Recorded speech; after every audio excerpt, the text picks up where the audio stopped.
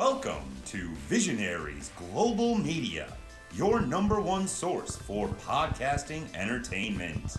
Visionaries Global Media, envisioning excellence on a global scale. Band from Ringside. Tonight on the Band from Ringside podcast, Jon Moxley is your new IWGP World Heavyweight Champion. We got your AEW Dynasty predictions, and your boys are going to be in the building. Rhea Ripley has to vacate her heavyweight championship. Tama Tonga makes his entrance into the Bloodline. Chad Gable turns heel. That and a whole bunch more tonight on the Band from Ringside podcast. Is Rhea Ripley a heavyweight? Yeah. Okay. Well, I don't know.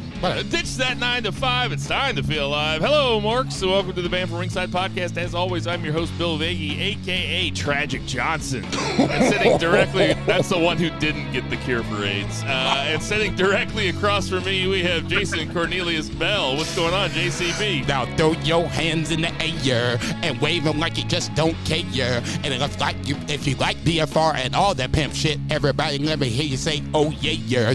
That lovely note, I ask the congregation to bow their heads as I read from the latest edition of the Man from Ringside podcast, volume 355, chapter 3, verse 14, and the good smart saith, hashtag boo the heels. It's all good, baby. Listen, share, subscribe, repeat the Holy Trinity of BFR. Like the man said, we'll be in the house on Sunday. Don't meet us there, beat us there, baby. And out there in Portland, Oregon, getting ready to make his way back to the heartland of America, we have Two Beer Zach Pullman. What's going on, Two Beer Zach? BFR West is in the house. Not much. I apologize for the road noise in advance. I am on my way home from a work event, but I am very much looking forward to flying in for Dynasty. I never thought I'd that much of a nerd to fly in for a wrestling show, but therefore, here I am.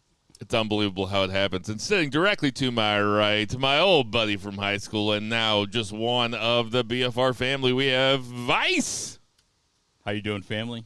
Happy to be here. Hi, Nick. Let's get it started. It's a beautiful night here in St. Charles, Missouri. It was supposed to be rainier than it is. I locked the door, and I locked the front door when I came home. I didn't even realize it. I was putting the baby to bed. I have no idea how long Jason and Bo were out there, but I heard the dog barking. I heard a bunch of laughing. I was like, fuck.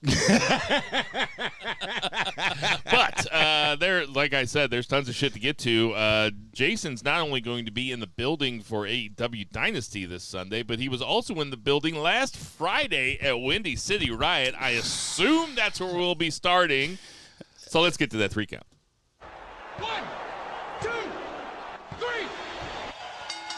JCB, kick it off. Well, actually, I was going to go WWE, but that's okay. We can do this chronologically because your count. No, we're doing this chronologically. So as I was at Windy City Riot, I did hear some things about WWE SmackDown at the show. So let's just start with Windy City Riot. We can go from there. Obviously, that was in Chicago. I drove up, met my boys up there. Big shout out to Brett, my wrestling Lord and Savior. High five, Tom.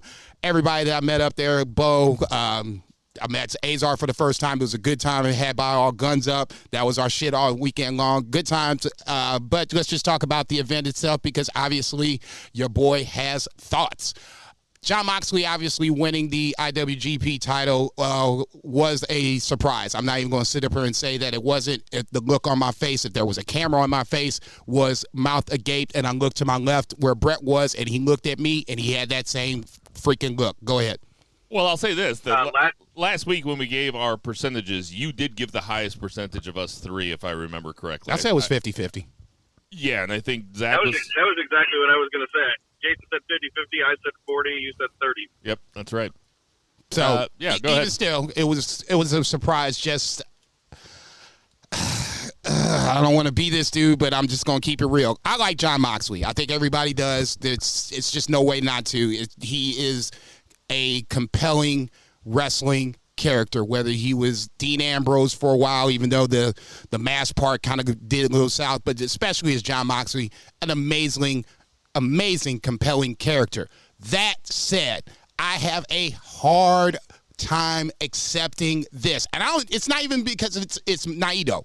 It's the fact that we, I'm just saying we because I'm a New Japan fan, that we are now giving away another title to AEW.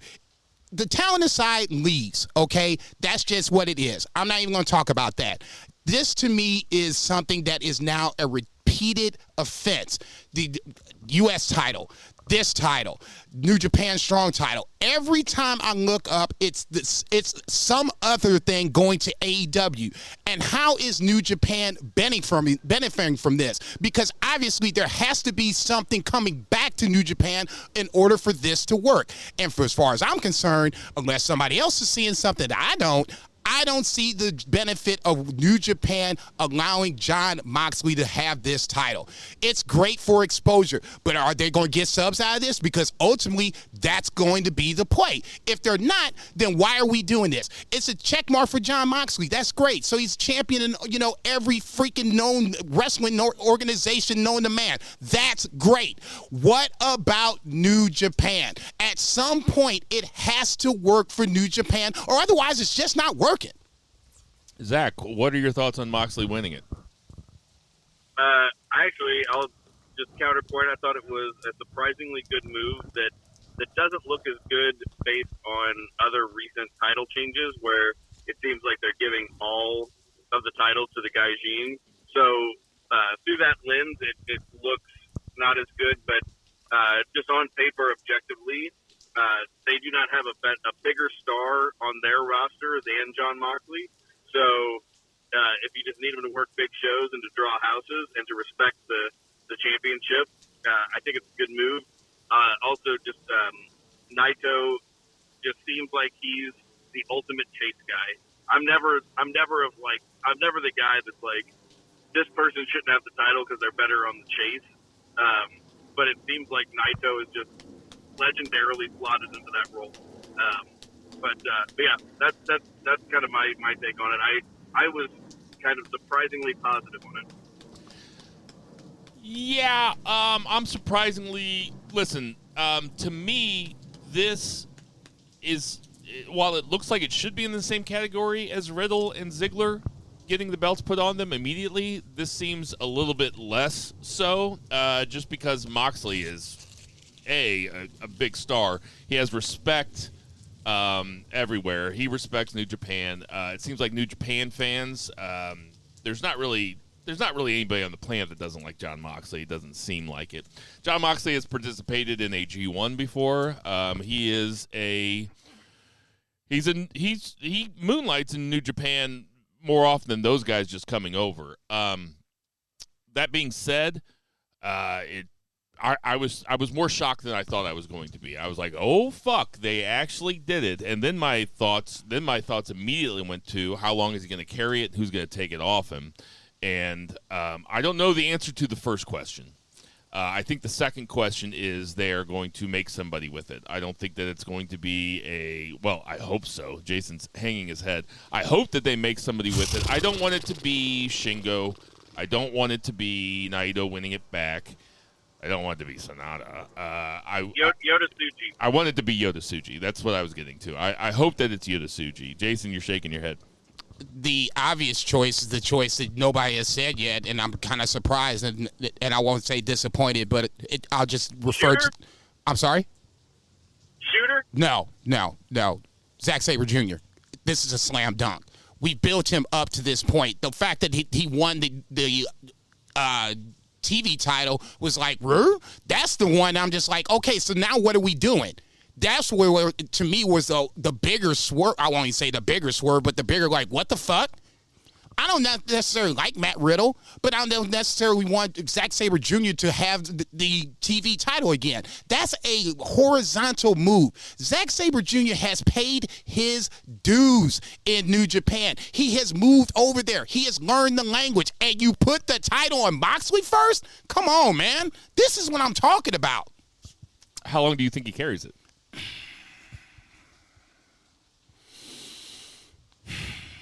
Dominion is typically June. That's a safe bet. You think he only carries? I'm not saying I'm not saying that was my guess. that would almost make more sense because it would benefit Tony Khan more. There you go, Forbidden Door, whatever that is. Okay, what do you think about the match? It was good. It wasn't, great by any means, but it was nice to see Moxley and Naito kind of rekindle their G1 match, which was referenced to in the vignette beforehand. Crowd was into it. It just, like I said, for me, the finish, when he hit that second Death Rider, I was like, uh-oh. But I was like, okay, he's going to kick out, right? And he didn't. I was just like, and you can hear like this gasp around. It was like, oh. So it was like, it wasn't just me. You know what I'm saying? It was like 1,200 people there. They played it. They had it in the Paul gym or whatever where they play basketball. They said 6,000 on the broadcast. If it was 6,000, I'm turning white right now. It was not 6,000 and not even close. Fuck that. You're saying 1,200? Look. We got there a little bit after doors opened at 5:30. Pre-match started at 6. We got there at 6:30, and we walked right in. Have you watched it back? No. Zach, am I making that up? Didn't they say 6,000? No, they did say if it wasn't 6, it was over 5 and approaching 6. Yeah, I can't remember, but it was, yeah. I felt like they said over 6,000. I was like, God damn, that's a lot of fucking people. I'll ask Brett, and then I'll ask others that were there, but as far as I'm concerned, the upper bowl was not in play. It's where DePaul plays, you said? Yes.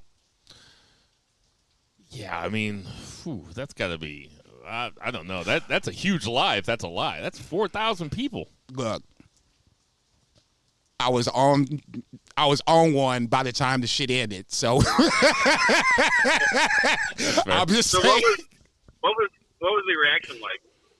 Like I said, I just sat there and I didn't say anything for a minute. My mouth was open. I looked over, like I said, Brett was 3 down to my left. I looked over at Brett to get his reaction, and he looked at me, and we both just sat there and was like, what the fuck just happened? What was the reaction of the rest of the crowd? Would you say that they were happy about it? Yeah, it was more of it's Jon Moxley. Don't get me wrong. There was a ton of us that was dressed down in LIJ gear. And I mean, just up and down, every time I looked up, there was somebody wearing LIJ shit. So, I mean, LIJ was well represented. But I would be remiss if I sat up here and said that this was a negative reaction. This was more overwhelming positive. I would say 75, 80% positive. Zach, what did you think of the match? I mean, it was totally solid. Like, it wasn't a blow away. I feel like Naito's just on, this title run was Naito's swan song. I thought that he was just there to get the next person over, and in my head it was going to be Yota Tsuji, and he was going to be kind of like take the banner for LIJ, but they went a different route with it, obviously. But, Naito is what Tanahashi was like 2-3 years ago. Like, he's at the end of his rope. He's still a legend. He's still fucking fantastic, and he's got so much charisma. He's got more charisma than really like 10 other people on the roster combined, but he's just not pulling that meat of shit anymore. It just ain't happening. Really. What do you guys think takes longer, the Undertaker's entrance or Naito getting undressed before his match in the ring? At least Naito's is entertaining. Circle gets the square. Tell him what he's won, Alex. Okay, so what about the rest of the card? I thought that it was a fucking really good event. There was I thought that Jack Perry and Shota Umino showed out. I thought that match was fucking awesome. I thought the crowd seemed super great on television or on my iPad, how I was watching it. But what'd you think of it, Jason? What was it like in the arena? No, it was easily and I would say even more so than the main event. I think that was the match that fans were just genuinely invested in. And Jack Perry just leaned into this motherfucker, came out with the Chicago flag, Cry Me the River on the jacket, played into the go to sleep towards the end. Jack Perry, I'll say this. Jack Perry at least reminded me why he's a good wrestler. And he made it get me invested into that match. Shota winning is probably the right move. He gets his receipt back. But I will say that Jack Perry was a more than intriguing heel. He leaned into it, and the match was probably one of the better matches of the night. What do you think about that match, Zach? I thought it overachieved. I thought Perry was finally a superstar for the first time in his life, even if it is coming off the back of a controversy in the counterparts of the controversy's hometown, which really kind of made it all work. But they really overachieved, and I was a little jealous because before they announced Dynasty, I had considered flying in for Windy City Riot. I talked to Jason about it, and I almost did it. But then they announced Dynasty. But this was a great card overall and a really fun show. Really the most fun I've had with New Japan show in a very long time. Since Wrestle Kingdom, really, I think. Zack Sabre Jr. wins back the TV title from Matt Riddle in another spectacular Zack Sabre Jr. match. Matt Riddle was getting booed. I was like, damn, what did he do? I don't think that Matt Riddle comes across as very likable. I think that when you throw in the real life stuff and his attitude, if you throw in the real life stuff, it really sheds a different light on his character and makes him let that man live, dog. Pretty hateable. But he can certainly go, and he was game for Zack Sabre Jr. style match. This was a Zack Sabre Jr. style match, and Riddle hung with him the entire way. No question about it. And the bad part about it is this was a 15-minute time limit. But the good part about it was a 15-minute time limit. I would have loved to see them have the 30 and them go 20, 25 or whatever the case may be. Neither here nor there. I'm sure they've done it before. I thought for sure it was going to be a draw. I was leaning that way until, the quick finish or whatever. And then, by that point, I was like I said, just disappointed.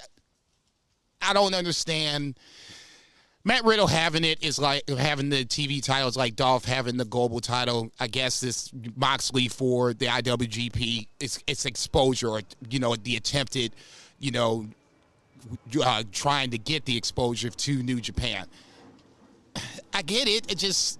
This just didn't make sense. There are so many other guys back in the New Japan locker room that could benefit by beating Matt Riddle. Zack Sabre Jr. beating Matt Riddle is kind of like, it was cool. It was a good match, but ultimately in the grand scheme of things, it doesn't mean anything. What do you think of it, Zach? Yeah, I agree that it does seem like a horizontal move. It surprised me. I fully expected it to be a draw. But as far as, the match itself was good, but it was kind of the most baffling thing on the show. Not, super negative, but, it was just, I was very taken aback by it. I think that the other two matches that are worth talking about. Well, I had a lot of fun with the Four Corners Tag Team match with TMDK going over. My boys, TMDK. I was waiting for you to say something. My about boys, this. TMDK, getting the getting the belts, and then we have the dissolution of. The West Coast Wrecking Crew turns against the Lawler family. I wouldn't even say that. Well, it was Team Filthy at one point. Thank you. Tom Lawler being the head of it, obviously.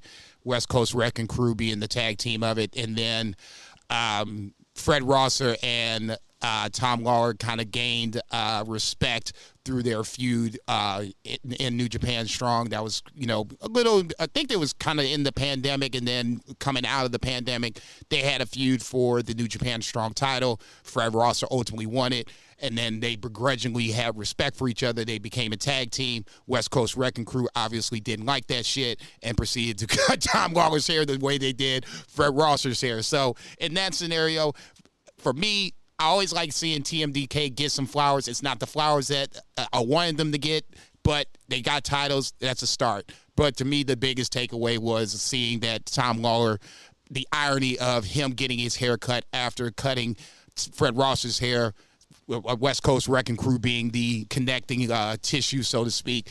It was an interesting angle at the end. I didn't see it coming. I was just like, God damn, oh shit. So now that had me interested to see where this goes, if it goes anywhere at all. Zach, thoughts on that match? Only lasted 10 minutes.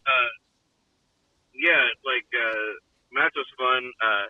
The hair eating angle, like, you see guys, like, agree to do, like, crazy, like, table bumps and stuff, but, like, who's going to agree to eat fucking hair? Yeah, that's where I'm drawing the line, player. You're going to eat a man named Filthy's hair? His name is Filthy.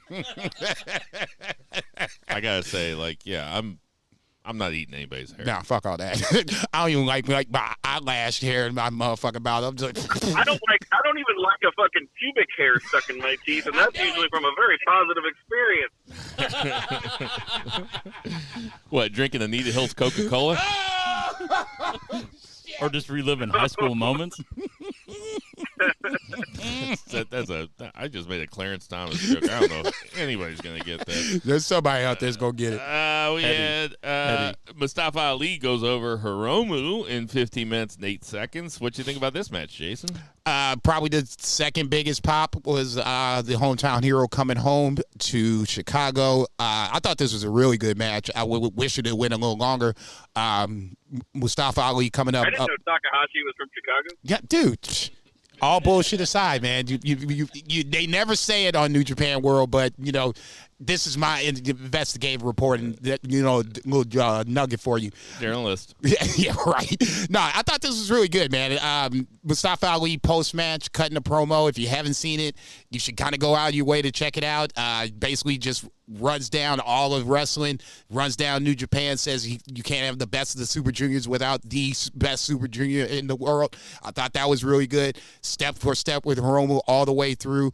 Mustafa Ali is going to be one of those guys, and by the end of 2024, we're going to talk about, maybe not as Wrestler of the Year, honorable mention, but he's going to keep his name around in some form or fashion. Fingers crossed, somebody doesn't get hurt, but drops out of the Super Juniors, and we can slide Mustafa Ali. So right now they've named they've named the blocks for their BOSJ, and he is not in it. No.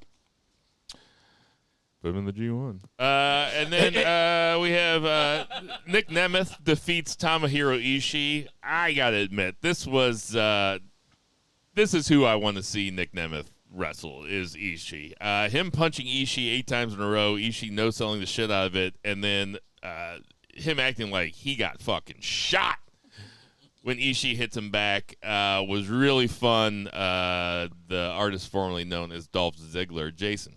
Yeah. This is why I like Ishii. This is why I like his matches. It's the no selling that ultimately gets everybody hyped up, and it's like, you fucked up. And as soon as the crowd started chanting, I looked over at Brett. I shook my head. I was like, yeah, he fucked up. And it was on from that point on. It's so entertaining just for the fact that the only thing I'm going to say about this is just I wish it was for the title. That's it. I know Nick Nemeth was going to retain it, but I mean, he came out, he's wearing the shit. We don't ever see the motherfucker on New Japan. Now it's here. Have him defend the shit. Outside of that, I thought this was probably one of the more entertaining matches of the night. Always good to see Ishii in a match. Needs to be in every G1 until he dies. Zach, what'd you think of it? Yeah, I mean, Nick Nemeth looked the best he's looked since leaving WWE, but I think that's great. It's an attribute to him, but really Ishii just gives everybody the best match that they can have on that night. So seemed like a styles clash on paper maybe, but it really worked out. Meltzer described guys that leave WWE, and I feel like this is actually pretty accurate. He's like, there's 2 types of guys that get cut from WWE. And he's like, there's the guys that just coast on their name, and there's the guys that, like, prove that they're legitimately some of the best in the world, and they grind. And, like, Mustafa Ali and Nick Nemeth are both those latter type of people where they're just like, fuck you, like, I'm good, and I'm going to, like, show the world that I'm good. And it was really cool to see both of them on the show having fantastic matches. It was kind of it's kind of cool. Like, when we started the podcast, like, start covering New Japan, like, what do we always say? Like, put Dolph Ziggler in the G1. Put Dolph Ziggler. I mean, we've been saying it for a long time. It's a shame. One step closer. It's a shame that Jon Moxley just doesn't get out there and grind. You know, the guy's really coasting on his name, getting hit over the head with halogen lights and shit like that, and fucking barbed wire matches with Desperado. So right now the belt holders in New Japan are the only Japanese singles title holder, unless you count KOPW. I forget who's KOPW champion. Shit. Right now it is Great O'Khan. Taichi? Oh, Great O'Khan. That's right. Great O'Khan, yeah. So if you count that, but the only Japanese person that holds a singles belt, I believe, is Tanahashi. Right? He's got the never? No, Evil has the never openweight title. Whoa, that's terrible. Anyway, it's a bunch of gaijin holding it. You know what? I'm not even gonna make that joke. Jason, I was going to say a new gaijin pro wrestling. There you go. Jason, I'll let you go first. I want you to give this event a grade. What was the best match in house? And are there any other highlights that happened in the arena that maybe didn't come across on television, or maybe happened dark or something? Azumi was in a dark match. That was cool to see. I would never thought I would see her live. I thought I would have to go to Japan and see that. So just on the Stardom tip, I thought it was nice to see. Jack Perry, obviously, I thought, like I said, that was the biggest pop. Everybody was involved in that. Mustafa Ali, Hiromu, Nick Nemeth, Ishii, and then probably the main event were probably like the 3-4 matches that were probably most invested to least invested, quote unquote. I think you just named like 75% of the card. Well, I asked you for one match. Hey, man. What's the match? There you go. Probably the Jack Perry match was the match that wouldn't have seen that coming. No. Going into it, but it was it was tremendous. Show is over. Don't get me wrong, but motherfuckers wanted to boo the shit out of Jack Perry. Him and Matt Riddle were coming to get a pound of flesh taken off of him, basically. Give it a grade. Give it a grade, please. B. It was a solid B. It was a lot of good. There was just some the nitpicky parts. That's just me, but overall, I thought it was worth the money spent. Zach. For a show, yeah, I was thinking B or B plus, yeah. Yeah, it's a B plus, man. Excuse me. Without further ado, let's get to that 2 count. 1, 2, 3. Zach, what's that 2 count? You guys can have my count because I'm still driving, so I don't have any notes available. Well, fuck it. I'll just do this 2 count. About to say let Boss Matt over here do some business. Now we can talk a little WWE. We can save AEW for the 3 count because that'll lead us into the predictions. WWE on Friday night, just as a little, not sidebar, but a bridge over. Shout out to Sharif. Saw him at the show, Windy City Riot, and he was the one to tell me about the debut of Tama Tonga.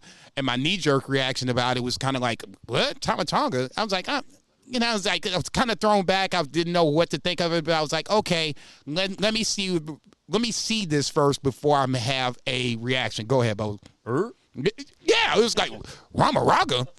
Oh, wait. Yeah, so it was like, well, okay, shit. So I drove home and watched it Saturday afternoon. Man, well played, Chef Triple H. Once again, starting from scratch. This is for me, I guess let's just set the whole thing up, shall we? The Bloodline segment starts essentially with Paul Heyman coming out and saying that there's no excuses for the Bloodline losing. Basically, the better man won. That's the Roman Reigns line. So basically, we're going to work with that. Everybody tip their hats, no excuses.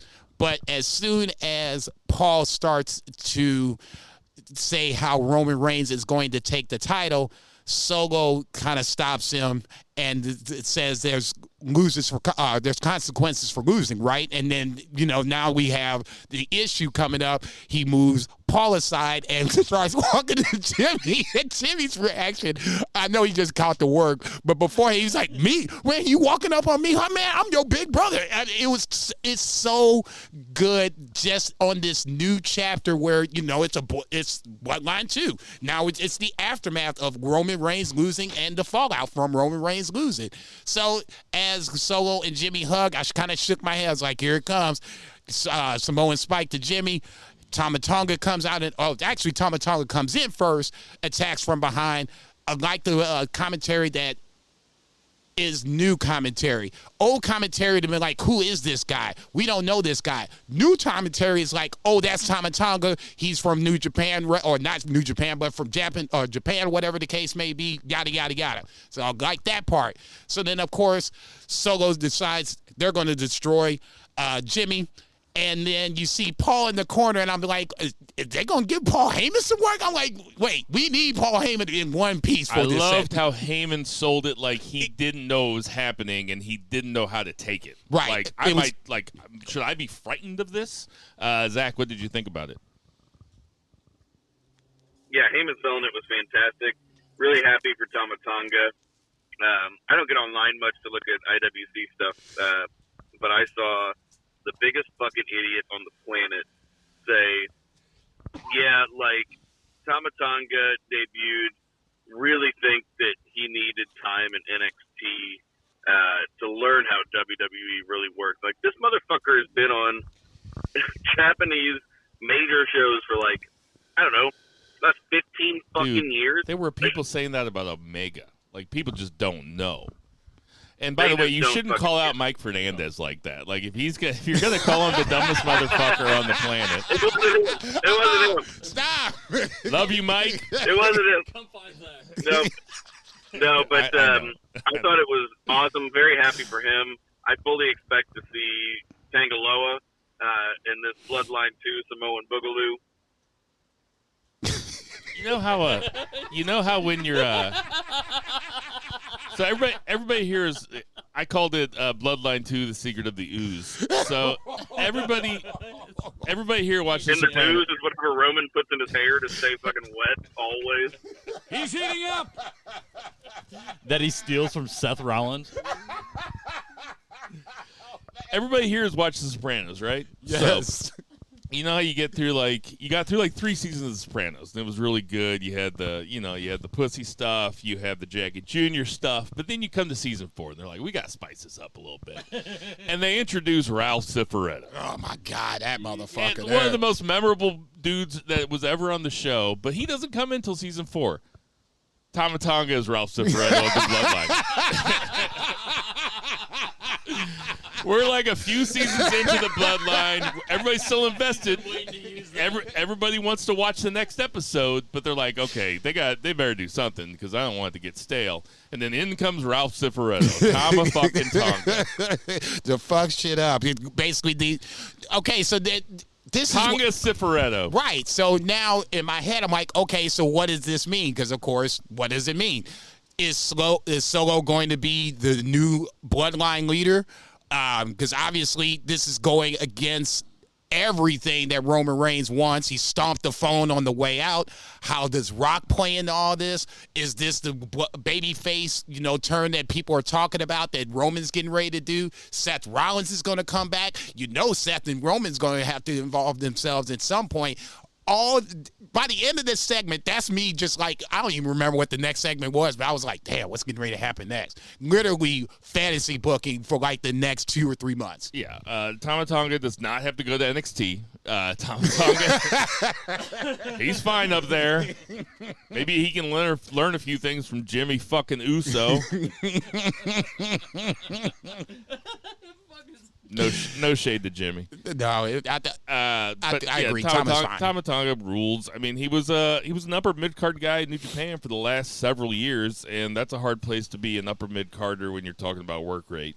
And he kind of ebbed and flowed sometimes. He had some matches that were a lot better than other ones. Agreed. But he's a huge addition to this story. I mean, it's perfect. It couldn't have been more perfect. Yeah, I was going Triple H strikes again, man. No, like I said, my knee-jerk reaction was like, one what? week in between WrestleMania and this, and then did it, you know? Yeah. It's like, fuck it, let's just keep it rolling. I was like, okay, shit, let's just keep this shit rolling.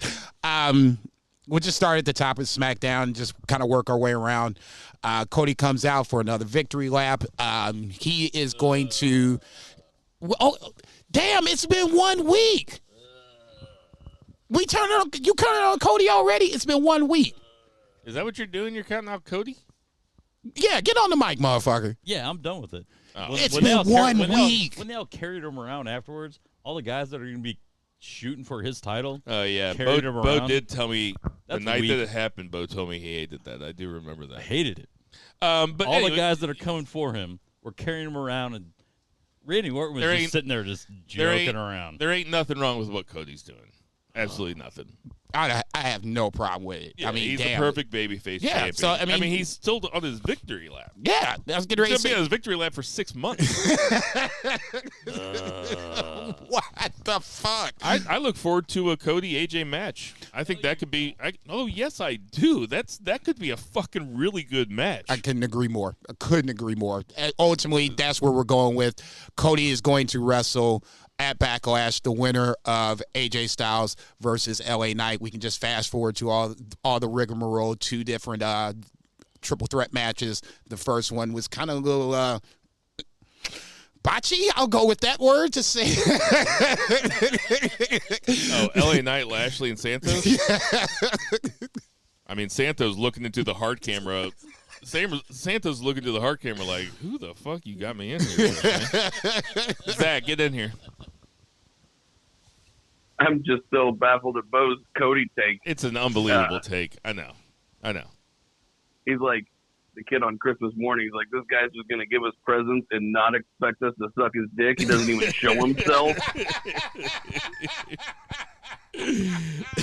Santa Claus can't be real. That's an even odder take on my take than my take on Cody. But thank you, Zach. I think they both work. They both work as mind-blowing takes. Oh shit, that's amazingly funny. Cody, obviously, like I said, he'll get the winner of LA Knights, who defeated Santos and Bobby Lashley, and then in the main event, KO, Rey Mysterio, and AJ wrestled. This was a really short match for a main event, but I guess the Bloodline was the overriding story, so neither here nor there. AJ Styles wins with a sick Styles Clash off the rope onto KO, pinning Rey Mysterio. If this is if this is AJ Styles' swan song or retirement, whatever the case may be, because apparently he said backstage that he feels like this is closer to the end than the beginning, and he may be right.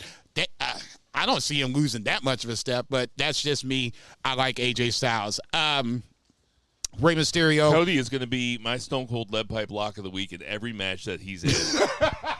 From here on out. I'm calling it right now. I'm not saying that Write you're wrong. it down. I'm not saying that you're wrong. It's just funny. You just going for the next 6 months. It's Cody. Rey Mysterio, I thought, was another interesting part. Just before his match, they had him backstage after the Santos loss, saying that Santos had this coming for attacking Dragon Lee. Santos obviously denies this, but in my head, I'm looking at this, LWO picture and everybody's, arms around each other. And I'm thinking to myself, the guy that probably attacked Dragon Lee is too over to your left, but you're not even really tripping off of. No. I think Zach said it last week. This is why people jump or turn on Rey Mysterio. Andrade's not even in the picture, and you had Andrade be Rey in kayfabe style. Rey decided to take Andrade over his own LWO partner Carlito, who apparently Listen, he there is forgot no about. other way around it. Dominic is right. Rey is a dick. There's no other way around it. I guess that's where Rey's I'm going with it. character is a dick. Just say it's that meme where, like Zach said, this is Jason trying to explain why Rey Mysterio is a dick. There's no other way around it. Zach. I love it when the heels are right. Yes. It's so good. You ain't even lying. Braun Breaker returns back to SmackDown. I won't say it's his SmackDown debut, but he returns back to SmackDown, destroys Cameron Grimes. I remember Cameron Grimes in NXT. Maybe we should ship it back to NXT because this shit ain't working. Braun Breaker, obviously. Pour one out for Cameron Grimes. Yeah, man. I was about to say, what the fuck happened? I feel bad about that one. He seems like a real. He's an easy guy to root for. No, I thought I was thinking, maybe a mid card, run of some sort. Maybe it'll happen. I'd love know. To see more Cameron Grimes. Yeah, in NXT, I think is his sweet spot. That's just me. Naomi defeats Tiffany Stratton, so Naomi and Bayley will wrestle next week for the women's title. Nice little vignette with Grayson Waller and Austin Theory. That's just me. I got a little hope for these, at least this team for a little bit. They'll be the cocky heels until somebody knocks them off. Street Profits and New Catch Republic will be wrestling next week. The winner of that will wrestle Austin Theory and Grayson Waller somewhere down the line. I'm assuming it's Backlash. Jade and Bianca squash Chelsea and Piper Niven. Is this going to be the next women's tag team champions? I guess this is a good place to stop. Do you think that Tiffany Stratton's going to win the Money in the Bank?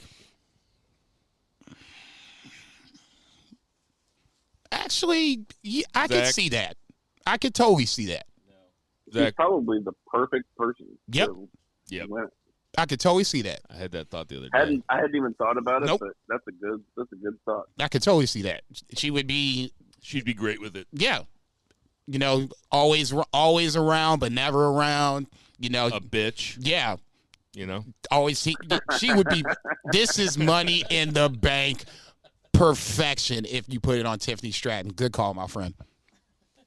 Now it's not going to happen. It's not going to happen. You just fucked it up. Actually, you know what? Triple H. Yes. Okay, yeah. So Raw starts off with Rhea Ripley relinquishing her title, vacating the women's Raw championship or heavyweight championship. I don't even know what. Now you fucked me all up. I just had to fuck with you because you said heavyweight with Rhea Ripley. I don't think of her as Is she the women's heavyweight champion? I think it's like the women's women's championship and then the WWE women's championship. Okay. But anyway, she vacates the title. I'll just say what I think first is that this sucks that she got hurt. It seemed like a dumb way she got hurt. Like, she did all the work. Like, it was Liv throwing her into a wall, and I saw a gif of it, and it was like, oh, that's just all her. She was just selling like a motherfucker. But kayfabe style, this couldn't come at a better time. She doesn't have to lose the belt. She gets her big WrestleMania moment. This would have sucked if it would have happened a month before WrestleMania. Agreed. After WrestleMania, take a little break. Come back as a massive baby face and, have, Bianca win the vacate. Do not have Liv Morgan win the vacated title. Have, Bianca... Or I guess even Nia Jax, and then you could have Bianca be a heel and have Rhea come back as a huge baby face, have a big SummerSlam match, because I think it's going to be 3 months. That's booking way in the future. But anyway, what I'm saying is this is unfortunate, but they could really make it work. Yeah. The timing is, like you said, probably the best thing. If there is a silver lining in this, because it feels like Rhea Ripley was kind of running out of things to do, opponents to have for a little bit. So, yeah, you can put her on the background, let her heal up, and now, anoint a new champion. I lean towards Nia Jax, too. I wouldn't be surprised if it was Liv Morgan just to kind of get her, get that ball rolling again. The good thing about Triple H is just I have no real feel about what he's going to do here, and that's good. He's keeping me on my toes. So whoever it is, I'm assuming there's a plan in place. They swerved. Well, I shouldn't say swerved, but they pivoted. That's the word I'm looking for. They pivoted when Rock was introduced to the Cody story, and the shit didn't work. And then we got what we got at WrestleMania. To me, this is going to be the same thing. It's going to have to be able to pivot and be able to tell a new story with a new champion. Go ahead, 3 Beer. Yeah, I fully expect. And I was like, oh, they're probably just going to put it on Liv Morgan and have her hold it until Rhea comes back and wins it. I could be mistaken, but that's kind of what I expect to happen. I can't say I totally disagree with that. It would be. I'm not a huge Liv Morgan fan, so that's why I have this trepidation about the shit. But that's just me. We'll see what happens. Obviously, going backstage, Judgment Day embraces Rhea Ripley as she goes off into the sunset, and then Damian Priest kind of gives a little rah-rah speech. I'll talk more about that in a little bit. Sheamus makes his return back to the main roster and defeats Ivar in I hate to say it, but a banger of a match. Sheamus doesn't look like he's missed a step. It's good to have him back. It just gives a loaded roster a little more depth, especially if you want to have him go after the one title he hasn't won in the Intercontinental Championship, or for whatever reason, after the draft, you shake things up and you move him over to SmackDown, or he stays at Raw. You can have him go up to the main roster, or main card, the main event picture, whatever you want to call it, have him go after the championship. Sheamus is a good guy to have around, and it was good to see him back in action. Yeah, totally. The WWE roster is totally stacked. He's like kind of in that, not quite. He never reached the peak of like a Randy Orton, but he's totally a great guy to have for like these NXT call-ups to come in, like to get in the ring with, and he's a legit guy that they can beat or go 50-50 with or whatever. And he's really going to lay it in for him. So like, he's a stiff worker. So, I think just having him like wrestle dudes like Braun Breaker and stuff, like have like a pay-per-view match with Sheamus and Braun Breaker, like how fucking awesome does that sound? And there's no title, it's just something fun. Sheamus is really good in those big. He's a big match fighter. Like he can have really good long matches. Even though usually you see him on TV every single week and he just goes immediately into the thing where he drapes him over the ropes and hits him in the chest from behind like 20 times. It's like, come on, dude. Let's get the fans involved, man. Yeah, I know. I'm just saying Sheamus is a big match guy. I like watching him in big matches. Triple H comes out to for his segment. I thought this was going to be an announcement for the women's tournament of some sort, because obviously this was after Rhea Ripley relinquished the title. Not so fast, my friends. We're getting new tag team straps. And you had Awesome Truth come out, and as soon as they came out, I started shaking my head. I was like, this is just going to be a train wreck segment. That motherfucker Truth called Triple H Ciampa. I was like, man, I'm dead right now. I'm like, to his face. Called him Tommaso Ciampa. I don't know how long Awesome Truth is going to have the titles, and ultimately I don't really care. Truth right now, to me, has been one of the MVPs of WWE so far, just way more entertaining than he was, at least for me, when he was the 24/7 champion.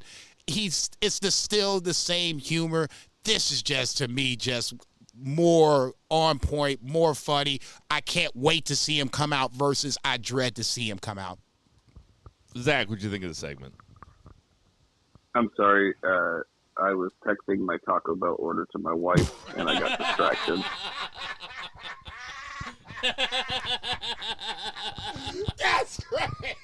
Yeah, I mean, Awesome Truth, it's unprofessional bullshit. Oh yeah, the new tag title. Yeah, the new tag title. I don't have any. My feelings have not changed about them holding the belts. I do like the new belts. It's been a long time since they've had a refresh. I like that, but I agree. The new belts are hot. I wanted these belts on. With the Triple H era, let's get tag team wrestling going, especially where AEW's tag team has been kind of languishing. Like, I'm ready to see some good tag team wrestling. They've got the roster, but this ain't it. Agreed. Triple H was pretending to laugh. I don't like that. Just don't pretend to laugh. Just no sell it, I guess. I don't know. This segment, this was not for me. Oh, the segment was terrible. Like, Triple H was like, this is not good TV. I can't believe I greenlit this. Yes. I can't believe I put my face on it. I'm getting out right now. He left the ring. He did. His music didn't even play. He was just like, see ya. That's amazing. I don't blame him. I'm sorry. I just You can't tell me that. I did Triple not. H hit the real life fast forward button. I'm sorry. I giggle my motherfucking ass off through this whole damn segment. DIY wins the triple threat, so DIY will be next up for Awesome Truth.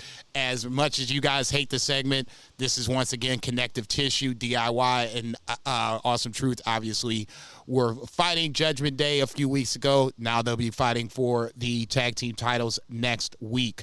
Indy Hartwell and Candice beat. I hope they win. You and me both. As much as I'm giggling, I think you can really still do. Like, take it off them. No. They don't need to have it. No, I agree with that. As much as I'm not laughing because I think you're wrong. I'm laughing because even if they do lose being Awesome Truth is still going to be funny, at least in this version Truth of Truth. is great in chase mode. Indy Hartwell and Candice LeRae beat Maxine and Ivy. Indy looks like she's finally flipping heel. So be it. Damian Priest had a segment, vignette. Chad Gable had a vignette. Probably should have saw that one coming right there, but neither here nor there. Andrade defeats Dominic Mysterio. I'm not sure what the fuck's up with that, but Andrade just feels like he's been in this weird holding pattern of some sort since he's come back. This feels like his AEW run all over again. We'll see what happens. Jey Uso has his segment. Chelsea and Piper Niven actually win a tag team match. They defeat Caden Carter and Katana Chance. You going to say something? No. I was just looking. No. Not a whole lot happened till the end. Liv comes out, says it's karma for Rhea Ripley to get hurt. That made me just hate her that just a little bit more. Not saying I liked her to begin with, but now I want to see her get her ass beat. Sorry, not sorry. Don't like her. Don't like her. No, neither do I. Never been a big fan. No, she should not be in the main event picture. I think it is weird that she's in the main event picture. She is not Alexa Bliss. Zach, what do you think? I'm sorry, I'm still fucking dealing with this. Jesus fucking Christ, dude. This is not a bit. This is not a bit. I mean, Okay, damn, how slow do you text, man? You got Move two thumbs, along. right? Move along. I'm not waiting to hear him talk about Liv. There's online exclusives. I'm trying to convince my wife to order through the app because it's a better deal. It's like a whole thing. Oh yeah. Yeah, this is great fucking pod. I'm the opposite. I'm like Tara. I'm like, just let me go. Like, I'm not gonna fucking do it online. Like, that always gets fucked up. Right. It's a different process. Nobody knows what's going on. Speak, my brother, speak. Cody comes out for another segment. I'm sure this bored the shit out of Vice over here. I don't even know what he come out for this on Monday night. I forget. Still, I was getting ready. Still feels like victory lap. Nothing. Yeah. Okay, still feels like victory lap. Nia Jax basically saying she's going to be next women's champion. Jey Uso, the good place to stop, defeats Finn Balor as Finn Balor and Judgment Day comes in. Damian Priest and Finn Balor have a little tension, dare I say, where it could be a possible breakup of the Judgment Day. We talked about this for a long, long time. Rhea Ripley's gone. Now this feels like this could be not even the time, but a reason that the Judgment Day break up. Yep. Finn has not won the title that Damian Priest now has.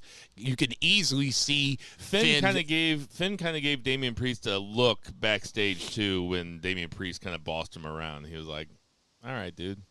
Like, because he went up to Priest and he was like, "We need to go back and get those tag titles." And Priest was basically like, "Okay, I'm above that now. Like, you go worry about these guys." And Finn gave him a look. Finn's gonna turn on him. I got no problem with that shit. My only concern is where's Dom going in all this? Who gets custody of Dominic Mysterio? God damn it! I mean, that's a great question. That's my only question. He's just gonna wait in the cuck chair till she's good. This motherfucker. Vicky Guerrero's gonna pop out and say, "Excuse me."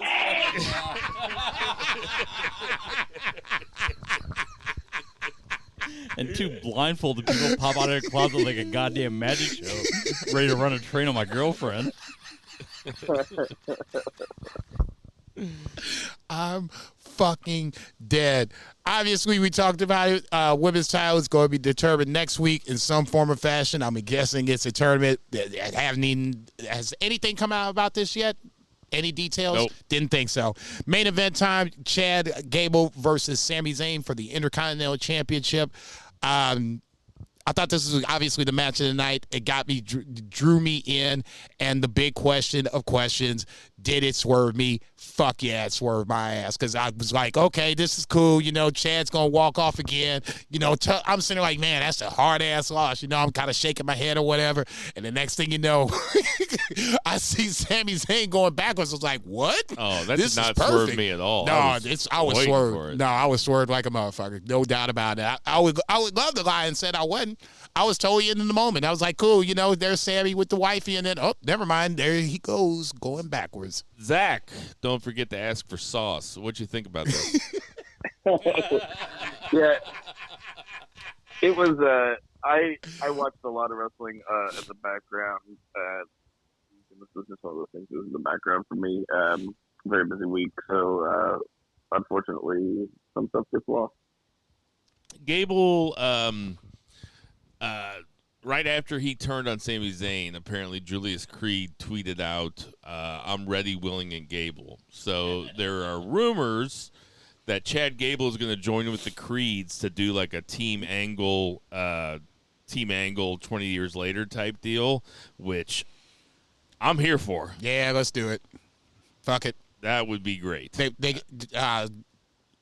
The Creeds can be tag team champions. That would make total sense, and they can be the muscle behind Chad Gable. Chad Gable will be easily instant heel. It was the perfect place to do it in Montreal. It makes too much sense. Do it. Chef Triple H. What a great stable, man. That would be.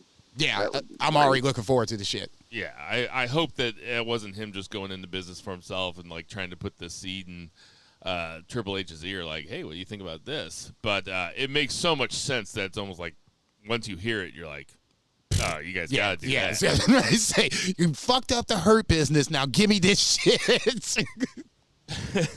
Okay, that's gonna do it for our 2 count. 1, 2, 3.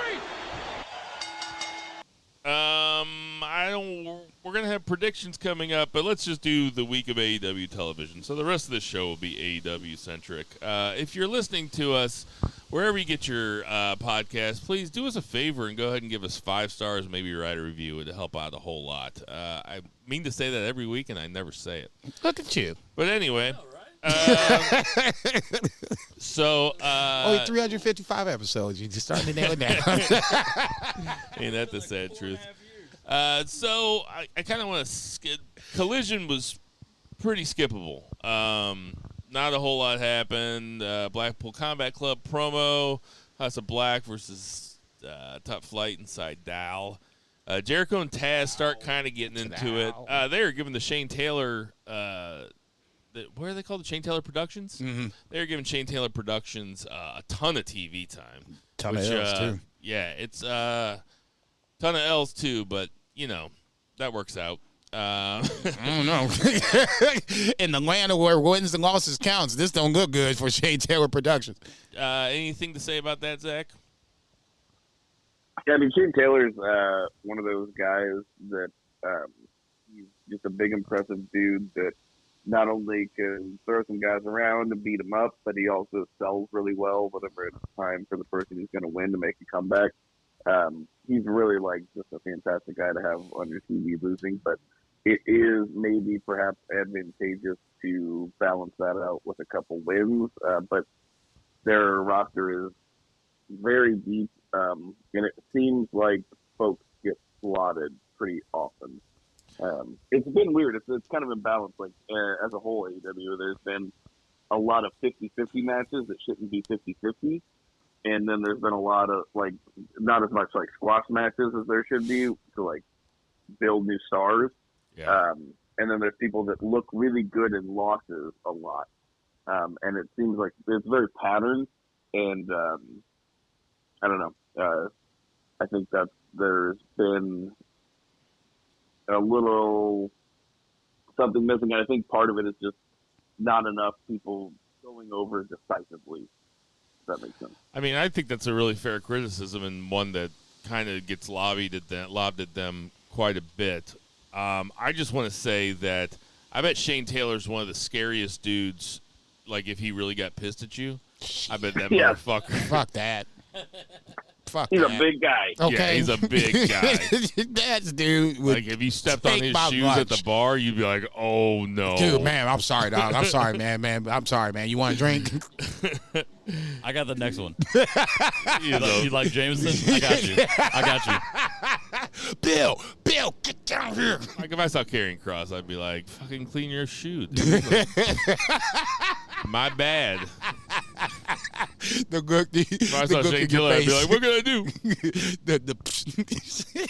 You stupid. I'll buy you a new shoe, sir. I was going to say, just for Collision, the wrestling I thought was really good on Collision. The matches that they had, I thought they were good when matches. I see Daniel Garcia getting ready to fight Serpentico, I'm like, man, I should really watch this match. And then I'm like, man, I ain't got time to watch this match. Like, I bet it was good.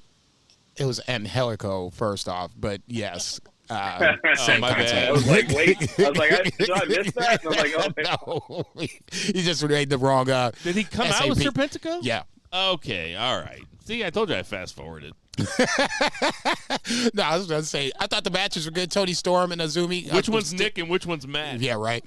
I thought that Tony stood Storm out. and Azumi is so good. Like, Azumi on AEW is such a shot in the arm for their women's division. She's just the greatest. No, I love her. You got Yuka Sakazaki there, so I mean, when Azumi does go back, you do have somebody in place that can be similar to that. It's up to Tony to make it happen, Kevin. Oh yeah, it's my count. Yeah, motherfucker. Thunder Rosa. God damn, man! It ain't the Jason show this week. There's three other people running around here. Thunder Rosa comes out and cuts a babyface promo. I'm officially on the I don't get this train. I do not get Thunder Rosa. I forgot for a minute that there was actually a tag team called Thunderstorm, which is perfect. I forgot about that too. Very great in retrospect. Wait, No. they were a tag team? Yeah. For AEW? Yes. As soon as she said that, I was like, "Oh yeah, I do remember that." Oh man, I have no recollection. I totally There's remember just that. no women's tag matches in AEW. True. They should do that. Like they just do like a singles match. Like they do a lot of men's multi matches, but I don't know. There's only like 2 storylines that were going on for the women anyway. So, Amen for that. So I'm skipping a lot of Rampage. I'm skipping Battle of the Belts. Skip it. Battle of no belts. A single, actually legitimate belt on. It was all ROH belts, right? Well, there was the FTW belt, which is not recognized. There was the ROH belt, and then there was a non-title match with a champion in the match. Yes. Roddy Strong's match versus Rocky Romero was an eliminator. Oh, well, that's not. They just make it for the fucking belt. Thank you. It's just time. It's time. For what? To add another hour of television? No. Oh, if you want to do that, then just do better than this. They should make Rampage 2 hours. Thank you. Do that. If you want to do something, do that instead of this. But they should still have Collision, though. Yeah, I'm not saying get rid of Collision. They should have another show. They should have another show on Thursday. That's maybe just like an hour interview show or something. No, they do good with the talking segments with the time allotted. Maybe they could do like nightly, like in the Tonight Show slot. Oh, Jesus Christ. Go, moving on. It's a lot of fucking television, man. God damn. Moxley comes out to open up Dynamite and cuts a huge babyface rah-rah promo that I'll tell you what, got me all rah-rah'd up. That was a good. Oh, Jason's rolling his eyes. He is unhappy. Jason, you were unhappier than you were letting on at the beginning that Moxley is IWGP champion. Just for this particular segment, when the fans started to chant, "You deserve it," I'm like, "Come on, man! Okay, why does he deserve it?" Can we talk about this? I was thinking about this week because I heard it so fucking often. In every single promotion, everybody chants you deserve it. Stop chanting you deserve it. You are not in on it. You are part of the show. You deserve it. You can't break kayfabe as the fans. I hate it when fans do that. That includes the you fucked up chants. If there was a Holocaust, lowercase h, for the people who chant you deserve it at wrestling fans, you know what I would do? I would stand at the memorial and I would chant you deserve it. Because they fucking deserve it. God damn. You just said it. And we ain't going back. Brilliant shit. Listen, you know what the pivotal point of that joke was? He said lowercase. Yes. Now it's funny. If you say lowercase, it's not a Holocaust joke. I do promos though. I love John Moxley. I love this promo. This was the juxtaposition though of this promo and the following segment. Nightmare. The following segment being Mercedes Money cutting the backstage doing a promo. 2018 WWE promo. Yeah. Fucking stop it. Yeah, that was terrible. Jason, how much did you like this? The one thing I will say that I took away from it is that she said she indicated, at least to me, that she wasn't healthy. And that has been the question that two questions. A, why are we having her go after the TBS championship? And B, why isn't she wrestling? Now she at least answered the latter question, at least in my mind. The former question, the TBS championship, look, I know Willow may win it. We're obviously going to predict that here in a little bit. That's fine. That still ain't enough reason for me to be like, oh, Mercedes Moné should now be going after Willow. Man, and this ain't no personal disrespect to Willow, but in kayfabe style, fuck Willow Nightingale if you're Mercedes Moné. You should be here for one reason alone, and that is for the AEW Women's Championship. If you're not, then why the fuck are we doing this?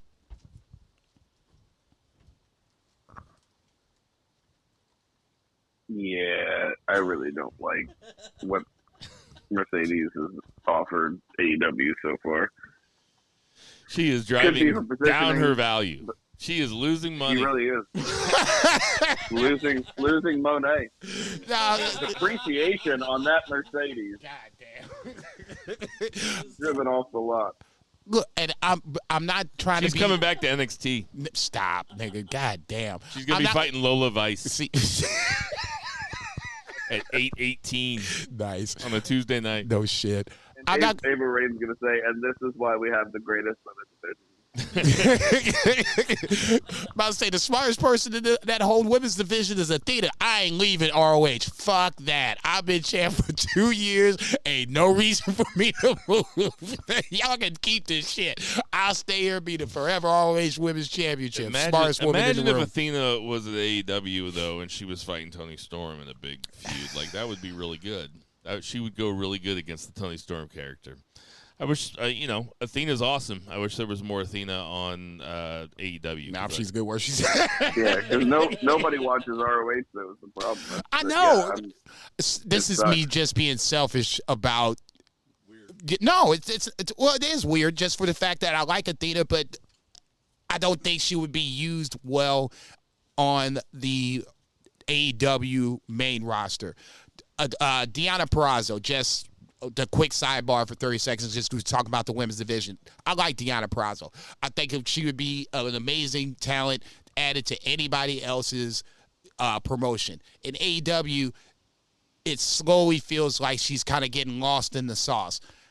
And this is, she won this week. I was surprised she won. Okay, you stole my next words out of my mouth. I was a little surprised she won over Mariah May. But that's good. At least we're keeping her, quote unquote, credible. But I think ultimately I can see her fading into the background where other women will come up into the forefront. It's just not enough consistency for the women's division for me to really get invested. Is Mariah May is going to be in St. Louis with Tony Storm, right? Oh, yeah. Yeah, I had a thought when I was watching Dynamite today where I was like, if Mariah May's in St. Louis, do you think I could talk to her a little bit? I kind of feel like you're a journalist. Man, flash your credentials, dog. I feel like talking to her. Yeah, man, shit. Just chatting her up, seeing what she's up, seeing what's going on. Yeah, yeah. Like she ain't gonna want to talk to you. I think she wants to talk to me. Man. I'd like to talk to her. That's what I'm saying. You and me both, motherfucker. God damn.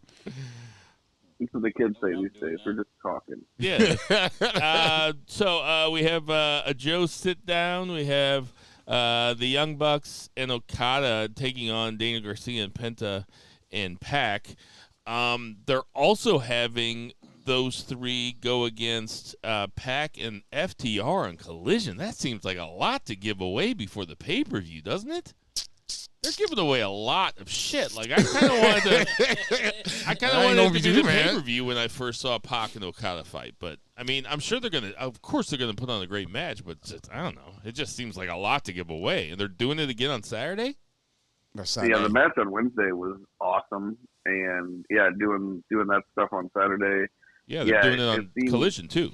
No, I'm just saying all the things you're talking about, and then the next night will be the pay-per-view or whatever. Yeah, it seems like a lot. It's kind of a blessing, but I just hope that nobody gets hurt and we can actually have the matches that we want to see. Stole my thunder. That I'm flying across the country for. Thank you. Please don't get hurt. Thank you, Zach. Thank you. Everybody's getting the finger poke of doom. Like, what the fuck, man? Jericho and Taz and Hook are all in the ring together. And you're falling asleep for this one, huh? Nah. I like Jericho shoving Taz. He has a knee issue. That's what they were really selling after that. It's like, okay. Knee? So, huh? Did something happen? Who's that old man on the ground? I can't believe. I gotta say, I gotta speak my truth. I gotta say it out loud. I know you guys are gonna disagree with me, but I don't get Hook. I do not get why he's a big deal. I don't get why people like him. I think he's just okay, and he seems like a kid in there with adults. That's nepotism, baby. I tell you what, that CM Punk tape and only look at Hook, I fully realize that he is not just committed to a bit. That's just him. Like, if you watch him, like, he's in that video, and, like, there's, like, all this stuff going on, and that people are freaking out. And he doesn't react at all. like, I'm just like, holy shit, this guy is the character. I'm kind of into it. Jason, what do you think? Maybe I'll be wrong. I hope to be wrong. Nepotism, I agree with that. I like Hook. I don't like this Jericho thing, though. I'm not happy that they added that as a match at Dynasty. Oh, God. I'll go, like, get a non-alcoholic beer or something. Oh, that's when we go. Maybe a phallic-shaped food to ingest. That's when we go get tacos. I'd say this is a bathroom break match for sure. That's how often do you get to see the FTW belt defend it? That's a real opportunity. This motherfucker here. Real opportunity. This motherfucker here. Okay, kiss my ass. Okay, Swerve doesn't sit down. Mercedes Moné. Mariah May goes down to Dina Purrazzo. Goes down. Why would I say that? Tony Storm and Thunder Rosa come out. Not talking about that. Okay, so we have the Acclaimed and the Bang Bang Gang cut their promos. And what is with the fucking Acclaimed calling him Twink Blade and stuff? That is so lame. God, I hate the Acclaimed. Everybody hates the Acclaimed. I can't wait to see those motherfuckers lose on the pre-show. Dude, okay, see, and that's what I was saying. You said something different. I'm looking at Jay White beforehand. I'm like, okay, so if you'd have told me Jay White would have left New Japan and came to AEW, and now, whatever, a year and a half later, he's in a feud over the trio/6-man titles that's probably going to be on the pre-show, I'd have laughed in your fucking face. With Bill, yeah, it's on the pre-show. Fuck off. He's wrestling trios with Billy Gunn's large adult sons. Kiss my ass, man, dude. He wrestled for the world title in December, and he's on the pre-show of this match in a 6-man that everybody hates. There's not a single person that likes this. God damn, dude. That's that match horrible. With Billy Gunn, that match with Billy Gunn, I was not on the podcast. That match that he had with Billy Gunn, maybe the worst thing I've ever seen on AEW in the 5 years that they've been on. He's heating up. Damn. I'll still say it did suck. That exploding barbed wire match is. Sometimes I forget that exists, and then it hits. That match was awesome. The finish was a dud. Yes. But the match itself was literally awesome. and figuratively. Like, what the fuck It's amazing is they this? survived that. They had so much goodwill built up. No that shit. people just were kind of like, okay, I won't think of that, I guess. Just put that, where's that rug? I'll just forget that happened. Never. I was at Jinder Mahal's apartment on Humphrey. R.I.P. That motherfucker I'll never forget. People don't forget. I told you, I hold grudges like luggage. Speaking of what it looks like when somebody steps on Shane Taylor's foot, Orange Cassidy is in a match with Shane Taylor. Orange Cassidy ends up going over. Then Shane Taylor Production starts beating the shit out of him. Seidel and somebody else come out for the save, and Beretta takes them both out with a chair. Christopher Daniels. Trent Beretta's not letting anybody help Orange Cassidy anymore. He's got no friends. Now, why isn't this a match? I want to see this match at fucking no idea. Dynasty. No idea. I think we've got we actually have Beretta versus Seidel on the pre-show, I think. What do you think about this segment, Zach?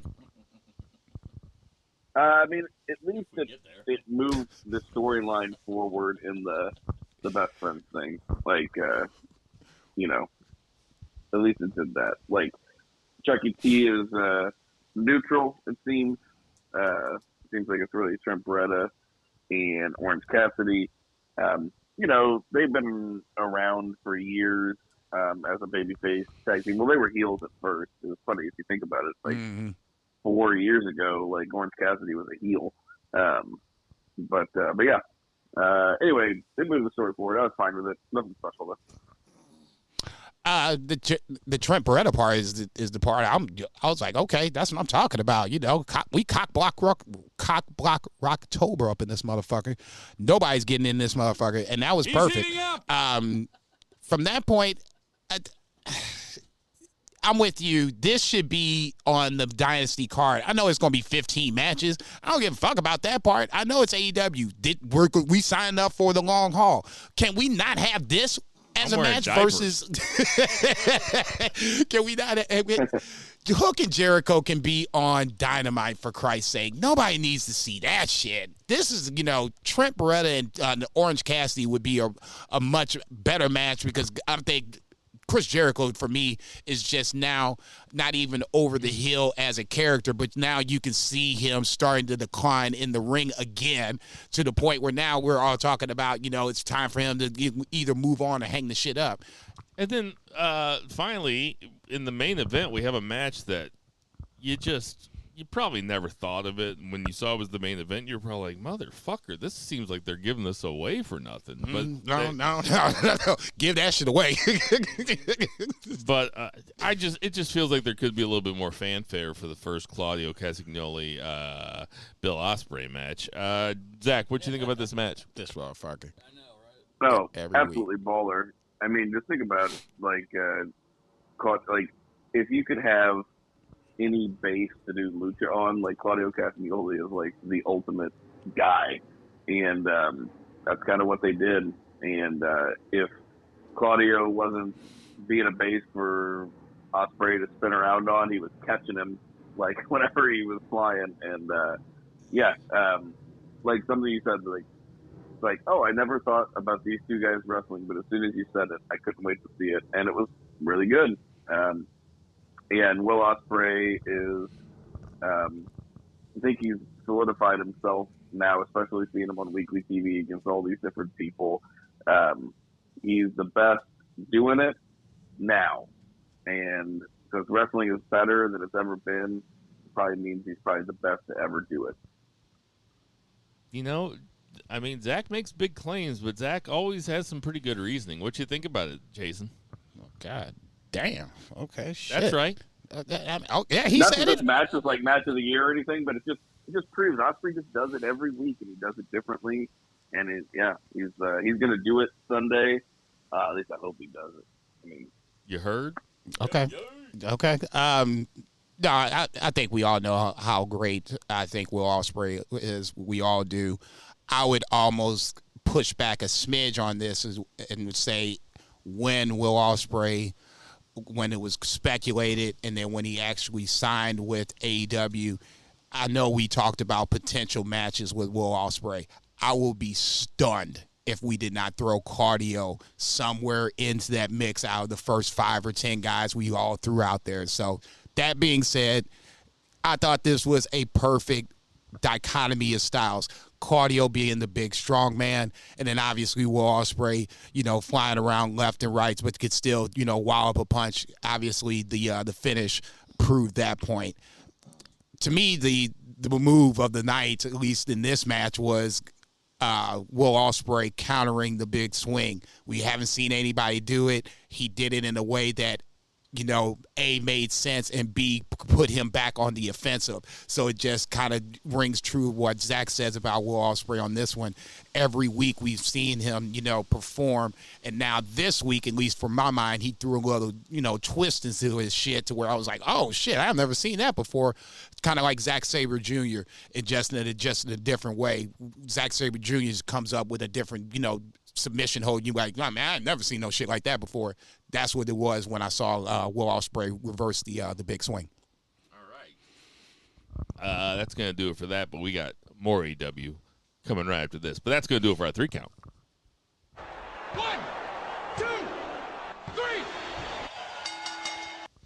Okay, so we got some predictions. I'm going to go in the order that was put on Wikipedia. So I don't have a Trent Beretta match, but we have the Acclaimed versus the Bang Bang Gang for the Trios titles. Jason, you get to go first. Who gives a fuck about this shit? I'm writing that down. God damn it. I'm not going to stain my vote because it's not a hardcore, feeling about this, but I just don't care. I said Jay White deserves better. The Acclaim needs to be in the tag team scene again. They should have been in this tournament, but whatever. Give me the Bang Bang Scissor Gang. Shit, fuck it. Zach, who you got? Bang Bang Scissor Gang. Or is this the Bang Bang Gang? Yeah, it's Bullet Club Gold now. Bullet Club Gold. Yeah, but we can call it the Bang Bang Gang. But Bang Gang, you know what I'm talking about. Them motherfuckers. Bo and I were actually there for the inception of the Bang Bang Scissor Gang, and now we're going to see the end of it. So that's something to hang my hat on. You carried that pregnancy all the way to term. Next, we have Edge and Mark Briscoe and Eddie Kingston versus the House of Black. Zach, who you got? This is one that was kind of an interesting match. I feel like it'd be better if it was just like Edge versus Malachi Black, but it makes sense for somebody in the House of Black to pin Edge to lead to a title match. So, but at the same time, it's very tough to bet against Edge. So, you know what? I'm going to go against my better judgment. I'm going to go with House of Black. I am going against my better judgment, and I'm going to go with the babyface. I think that you saw how they booked Sting, and Edge has already lost a couple, but I'm just not going to bet against Edge and Eddie Kingston and the ROH champion. Not that that means anything, but Eddie Kingston and Edge don't lose a lot. You're probably right. I'm taking the baby faces. Who you got, Jason? God damn. I'm so torn. And not in a good way, because it's not an angle I'm really invested in. Both arguments are strong. I like Zach's argument, but I'm going to lean towards Bill. I'm going to go with the baby faces on this one. Two champions on the same side, it's going to be hard for me to see them lose in this match, even though it is a trios match. House of Black hasn't been strong since they dropped the trios titles. So, yeah, I just talked myself into it. Give me the baby faces to win this here. All right, so next up we have Hook versus Jericho for the fake title, the FTW title. I'll go first here. I'm going to take Jericho. I mean, if he's not going to go away, they're going to do something with him. I guess this is something. I don't think that we've seen the end of him and Taz. I don't know if Taz isn't going to have a match or anything, but I think that there's that kind of story. So I'm taking Jericho. Zach, who you got? Would this make him the Nueve? Unfortunately, probably. I'm just going Hook. Yeah, but I'm just going to go with Hook. Zach is going with Hook. Jason, who you got? If you would have let me go first, I'd have probably took Jericho. But now she didn't, I'm going to take Hook. Wait, why that? Why are you doing that? Because I was waiting for you to say me first. And I was leaning towards Jericho. But once you said it, I just felt like it's not a knock against you. It's just, I don't know. It's a 50-50 coin flip. I can see Jericho winning is basically where I'm going with it. But I'm just going to play this one conservative. I'm going to take Hook. All right, for the AEW International Championship, we have Roderick Strong versus Kyle O'Reilly. Jason, you're up first. Roddy hasn't been, at least character-wise, as funny as he's been leading up to becoming the champion. It's kind of like what I said about Cody Rhodes last week or whatever. The title reign has to be even better than the chase. I'm going to still take Roddy. As much as I like Kyle O'Reilly, hometown roots and all that shit, but I just don't see it. Zach, who you got? I've got Roddy, but as much as it probably should be decisive, I feel like it probably won't be clean. So agreed. I'm going to go with Roddy. Yeah, I think that's exactly right. Kyle O'Reilly just lives here, right? He's not from here? I think he just lives here. Okay. So that's 3 across the board. We have Julia Hart versus Willow Nightingale for the TBS Championship. Zach, you're up first. This is my Stone Cold Lead Pipe Block of the Week, Willow Nightingale. Yeah. Shit. I mean, I'm going Willow Nightingale also. It is not going to be my Stone Cold Lead Pipe Block of the Week, though. But, Jason, who you got? I agree with exactly what you said, Bill, on both accounts. Not my Lead Pipe Block of the Week, but I'm obviously taking Will at this point because, Mercedes got to do something. I mean, she called out the Double or Nothing champion. It's or not your she Stone called Cold, the champion. It's not your Stone Cold Lead Pipe It's Block not of the Week. Stone Cold Lead Pipe Block of the Week. Okay. Mercedes gets the winner at Double or Nothing.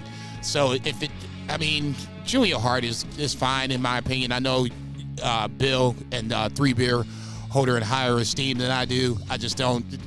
It's going to be hard for me to accept Julia winning this match without some serious fuckery going on. All right, and now we are getting into the shit. Kazuchika Okada versus Pac. Jason, who do you got? This is my Stone Cold Lead Pipe Block of the Week. I'm taking Kazuchika Okada to retain the Continental Crown, the championship. There's no way. There's just no effing way that Kazuchika Okada drops it here. It should be one of the better matches of the night. We already got a little taste of it on Wednesday. We'll get another taste of it on Saturday. For me, this is like New Japan. These are the little bullshit preview matches that nobody else but me watches. So I'm going to be invested into this shit. It'll just lead up to a banger-ass match on Sunday. I got Kazuchika Okada retaining. Zach, who you got?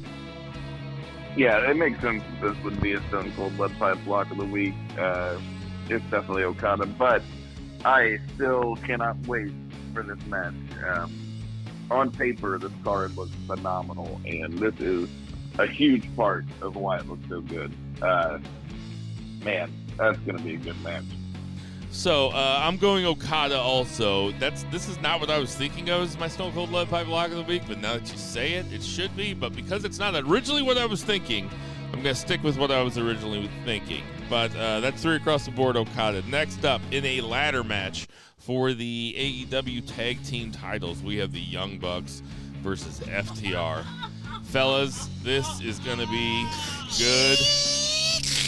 I am very, very excited to watch this live because I know I'm gonna pay attention to it, a lot more probably. But I don't know who to take, but it's my turn to go first. I am going to take the Young Bucks to win these belts as the heels and have FTR, I don't know, go do something else. Zach, what you got? I've got the Bucks. I think this is going to be an all-timer. I think it's going to be a classic match. I think it's going to be something that we will talk about and remember very fondly for a very long time. It's going to be one of the coolest matches any of us have ever probably seen live. Whoever wins is going to be the first 3-time AEW Tag Team champion. So eat our dust, swerve in our glory. But it's going to be quite good. It is hard to set the expectations any higher than how you just set them.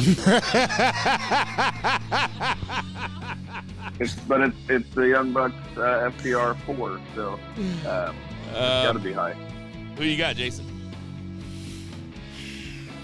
I thought about this for like 30 seconds. When Moxley and Cardio beat FTR, I was thinking right then that we'd get a Moxley Cardio tag team run and they would be AEW tag team champions, and clearly that hasn't happened. So now I'm looking at FTR and I'm thinking to myself, can I really sit here and think that are they going to be the next tag team champions?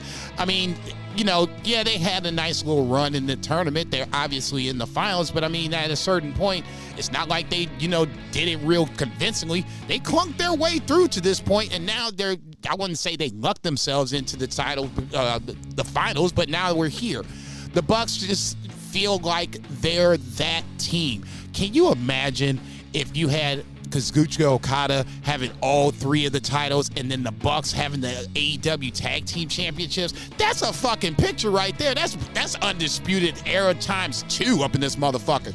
That to me is where I think ultimately we'll end up going, just because it just feels like heel factions just have all the fucking titles rolled up into one. It just makes too much fucking sense. I want to take FTR. I like FTR, but at the end of the day, to me, Moxley and Cardio is one of them tipping points where now I kind of look at FTR a little differently. I got to take the Bucks. All right. We have Toni Storm versus Thunder Rosa for the women's title. Jason, who you got? This could be lock of the week if you want to go that route too. I like Thunder Rosa. I do. I don't feel there is any way that Thunder Rosa wins. Thank you. Toni Storm is just too hot. There's more story for her to tell. You said Thunder Rosa. You said you were picking Thunder Rosa. No, I'm taking Toni Storm. You're taking Toni Storm. I was like, holy shit. Because this is my Stone Cold Lead Pipe Block of the Week. I was like, man. No, I'm taking Toni Storm as my Stone Cold Lead Pipe Block of the Week. Zach. It's Toni Storm. For sure. So everybody's taking, okay, all right, Toni Storm. Okay. I was trying to make like a pipe joke women's match, and then I just stumbled over it. But anyway, it is Toni Storm for sure. I think Mariah May is the person who will take that title off of her. At least that's my hope. Bill Ospreay versus Bryan Danielson. Zach, who you got? This is very tough because it could go either way, especially if they are going to have more than one match. But I don't think you beat Will Ospreay. Pretty much ever. He is the biggest babyface that they have. He's not positioned right now in a world title picture. That's obviously like Swerve is the biggest babyface, like going for a title, but he's a bigger star and a bigger deal than Swerve. And spoiler alert, still think Swerve's going to win on Sunday. I don't think you beat Ospreay until he loses the title that he will eventually win. I'm going with Will Ospreay forever and a day. Jason. Son of a bitch. God, I dreaded this day, this moment all day long. Danielson doesn't benefit by winning. Danielson has done it all. This is we're building Will Ospreay. So just on that thought process, I'm going to take Ospreay just because there's no benefit, at least in my mind, for Danielson to win. Is he going to be AEW champion? I don't think so at this point. He's talking about retirement, and you got Will Ospreay in your hand, one of the highest guys in wrestling. You can't fuck this up, can't fumble it, and this is not the time to do it. Even if you wanted to go a best of three, Will Ospreay has to win this first one. This is a real. This would be a real blunder if they have Danielson go over. Will Ospreay should go over. Don't fart around with this guy. Don't fucking give him a loss this early. Just fucking shoot him up the card. Don't fart around with him. Please. Around him, near him. He's like, Bill's out here waving his fist at clouds. Just fucking send him up to the top of the card, give him the belt. It's easy. So I'm taking Will Ospreay. And then finally for the heavyweight championship, we have Samoa Joe versus Swerve Strickland. My turn to go first. I'm taking Swerve. Now's the time. The time is now. If you don't do it now, you just might as well never do it. Jason, who you got? You said everything I think about Swerve. A loss here is not good. It's not catastrophic, but it's not the way to go. I'm going to take Swerve against my better judgment. I wouldn't be surprised to see Joe win. Zach. I think it's Swerve. Man, that jump off the top rope onto those shoulders of those guys, I Negro, can't believe please. he even tried that the week of, it was on the Go Home show. That looked like a great way to break an ankle. Adam Cole's been out forever because he hopped off the ramp a little bit weird. Thank you. And Swerve's so I'm gonna jump. I'm gonna land on top of you guys, but not in a normal way like we would normally do it.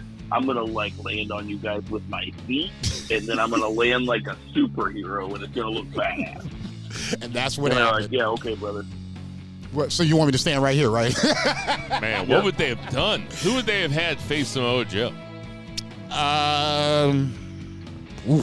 Moxley. Garcia. Yeah. Actually, probably Garcia, yeah. Matt Menard.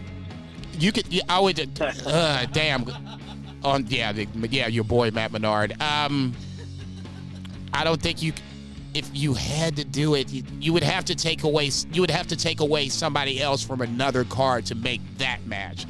Danielson, Ospreay, and this is just me just throwing names out there that would be physically in the building at that point. From there, Orange Cassidy. I mean, yeah, that's probably a good pick. Yeah, okay. If you had to, obviously, that's going on the assumption that he's in the building. Let's say Wardlow. Okay, that's what I was going to say. Once again, assumption he's in the building, and we have a reason to do this again. That would be a... They would let Wardlow do it, but they'd make him pay for his own airfare. Stop, motherfucker. God damn, dude. That's horrible. That's horrible. Okay. If it happened on Wednesday, then yeah, Orange Cassidy would be in play. I wouldn't have a problem with the Orange Cassidy, Samoa Joe, makeshift title match at that point. But to me, you got one or two guys for sure, and then anybody else would be a surprise. Dalton Castle, please. I just want to see him suplex Samoa Joe. Good luck with that, motherfucker. No, actually, you probably able to do it. So we are going to be in the building on Sunday for this. It'll be my first AEW pay-per-view. Be my first AEW live event. What match are you looking forward to the most? Because go ahead, Three Beer. Shit, you. Mine is Ospreay Danielson. Obviously, 100%. That's the reason I'm flying. That's it. But like, I didn't know anything else.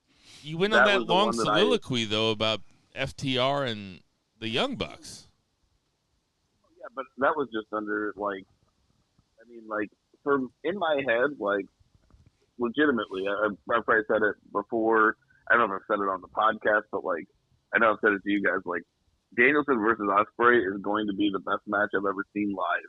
If it's not the best match I've ever seen in my life, period. That's the expectations that I have for this match, and I'm expecting them to deliver. And that's not even me being like, oh, if it's like 4.75, it sucks. Like, I just think they're going to fucking blow it out. I think it's going to be awesome.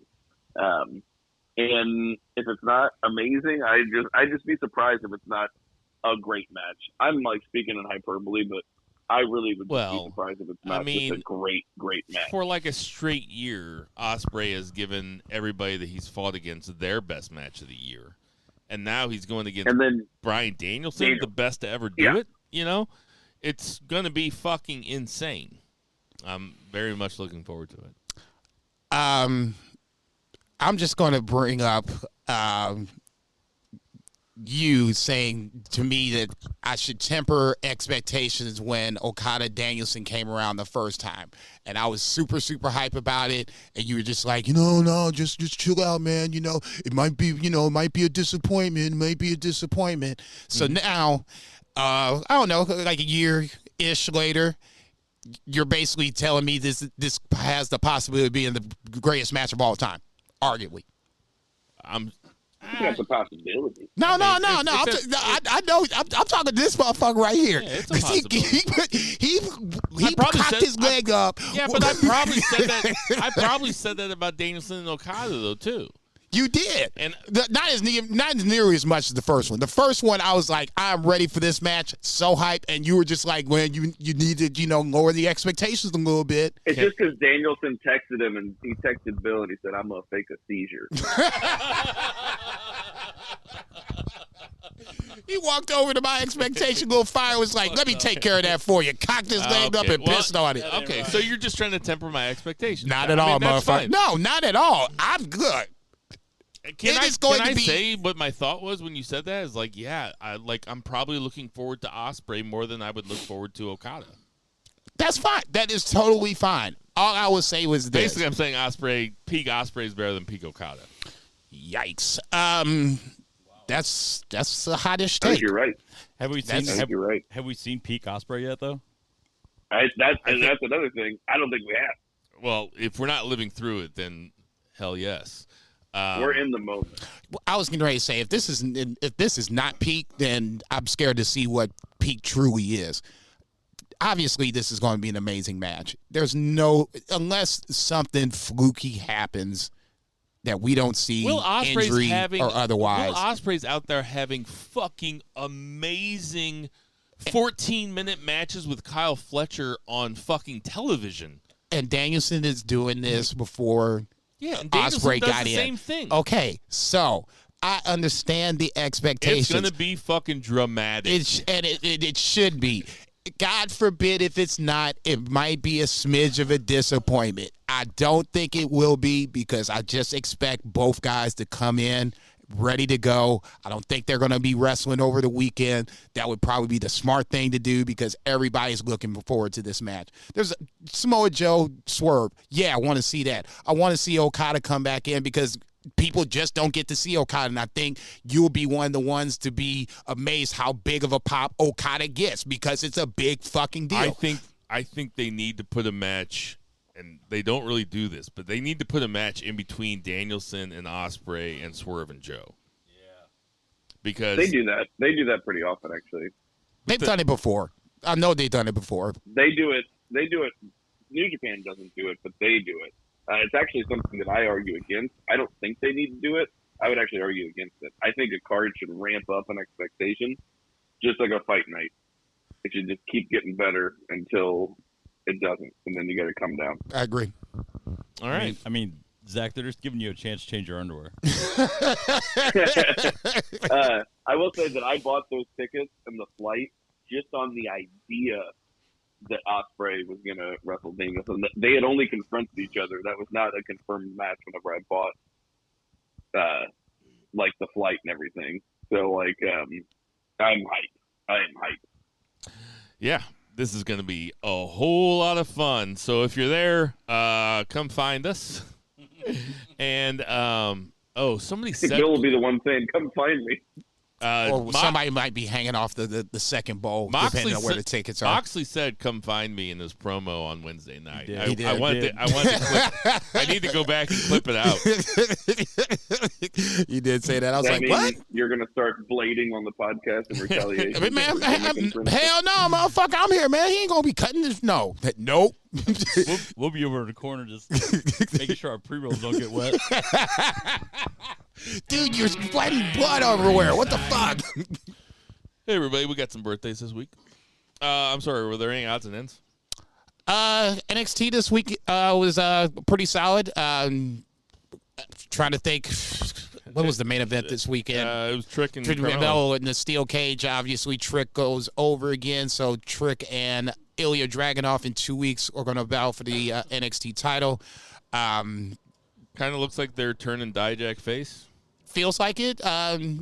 Feels like same way with Metaphor. Roxanne's going into full heel mode. She'll have Ivar shows up without Viking shit on. Get weird as fuck, but he takes out Apparently Olafetti. he's not the big Viking cosplayer. It's the other guy. Oh, It's really? Eric, yeah. Okay. So like Ivar's not. That's just the way he looks. Good. I was down with that. I'm about to say I like the fact. So it's the guy with the normal name whose idea it is. His name is Ray Rowe. Yeah, but Ivar's name is Ray Rowe. His name is fucking Ray. He looks like a fucking Ray. Ilya Dragunov and Javon Evans had a really solid match. Evans is the next one. Yeah, I was just getting ready to say that motherfucker there was. Yep. They like him. Yeah, what's not to like? I mean, easily gonna be like you said. He's gonna be the next one. Zach, did you watch any of this? I had it on the background. I did not get a chance to really tune into it, unfortunately. But are you eating Taco Bell yet? No, I'm like looking at it. It's not. It's kind of tepid at the moment. There's a lot of sauce in here. Oh, and are you also waiting to there eat? was a pin. I am. There was a Papermate Ink Joy in the box. Apparently, no. I was apparently my family did that. Now they're all laughing at me. Dude, my Taco Bell was my only question for the odds and ends is, what'd you get? I've been waiting to ask this for like. So this is what I was like texting about because the online exclusive Crave box. I got a Crunchwrap Supreme. I got a beefy 5-layer burrito.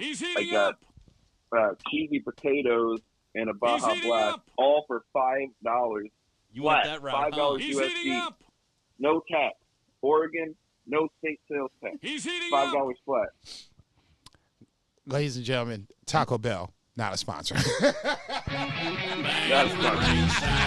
Hey, everybody, we got some birthdays this week. The Brooklyn Brawler is 63. Kurt Hawkins, otherwise known as Brian Myers. Yes, sir. 39. Bruce the Barber Beefcake. Saw him at Starcade that one time. He's 67. You looked every bit of it.